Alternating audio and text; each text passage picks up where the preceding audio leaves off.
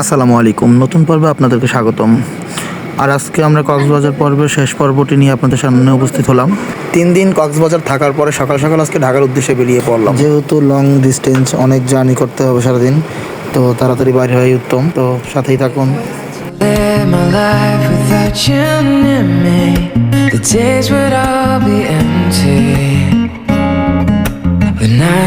সম্ভবত সামনে ট্রেন লাইনে ট্রেন ক্রসিংয়ের জ্যামটাই পড়ছে।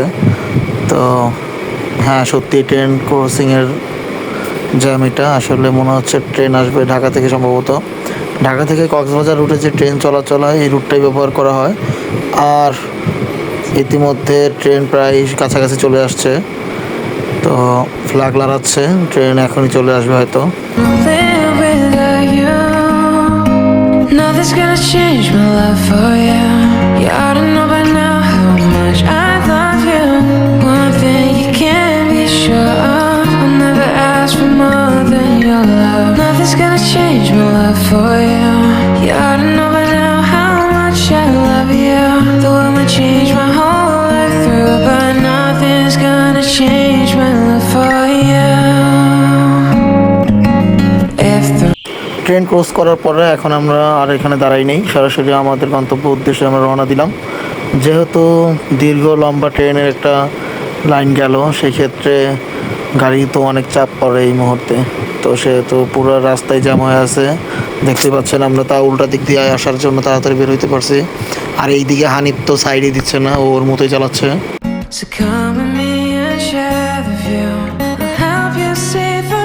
আর এখন আমরা মনসা বাদামতলা যে চত্বর আছে এখান থেকে ডাইন দিক দিয়ে বোয়ালখালী উপজেলা পার হয়ে কালুরঘাট সেতুর দিকে যাব। যদিও আমরা আগের বার অন্য রুট ব্যবহার করলো, এইবার আমরা নতুন রুট ব্যবহার করেছি। আর এখান থেকে কালুরঘাট মোটামুটি 25 থেকে 30 কিলোমিটার দূর।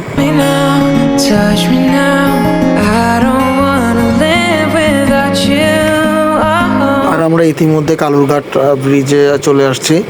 প্রচণ্ড জ্যাম, যেহেতু চিকন ব্রিজ, আর এটা মূলত ট্রেনের জন্য তৈরি করা হয়ে থাকলেও বর্তমানে মোটরসাইকেল যাতায়াত করে। তো আমরা আসলে এটার উপর দিয়ে মোটরসাইকেল নিয়ে যাব। আর সামনে যে ভাইকে দেখতে পাচ্ছেন, উনি কক্সবাজার থেকে আমাদের সাথে আসছে। আসলে ওনার বাড়ি চট্টগ্রামেই, তো ওনার পরামর্শ অনুযায়ী এদিক দিয়ে আসা, উনি এই রুটটা আমাদেরকে দেখাইছে। লোকটা যথেষ্ট ভালো মনের মানুষ। আসলে প্রায় 150 কিলো রাস্তা একসাথে জার্নি করি আমি আর উনি।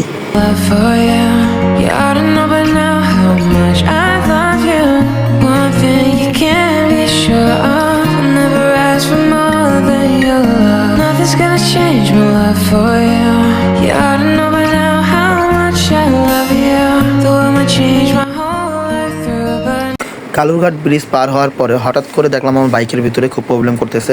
আমার কাছে মনে হয় চেনের ভিতরে কোনো প্রবলেম হয়েছে, তাই আর বেশি দেরি না করে, যেহেতু আমাদের আরও অনেক জার্নি বাকি আছে, সেই জন্য গাড়িটাকে সার্ভিস করে নিলাম।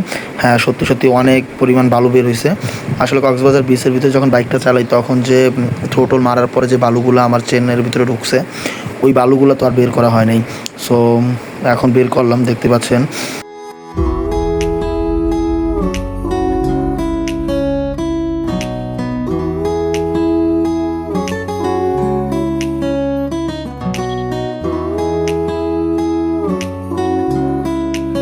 আর আমরা এখন চট্টগ্রাম শহরে আছি, আর এটা চট্টগ্রাম শহরের ফ্লাইওভার। এখান থেকে আমরা হাইওয়েটা ধরবো না, এখন সরাসরি বাইজিৎ লিংক রোডে যাব। যেহেতু আমাদের আজকের গন্তব্যটা থাকবে পুরাটাই ভিন্ন রোডে, সেই ক্ষেত্রে আমরা আজকে বাইজিৎ লিংক রোড দিয়েই বের হবো।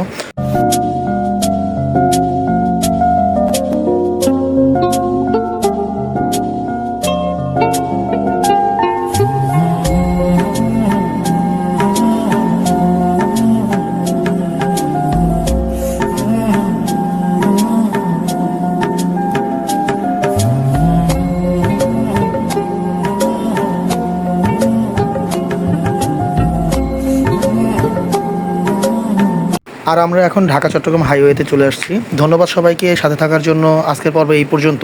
আসসালামু আলাইকুম, ভালো থাকবেন সবাই।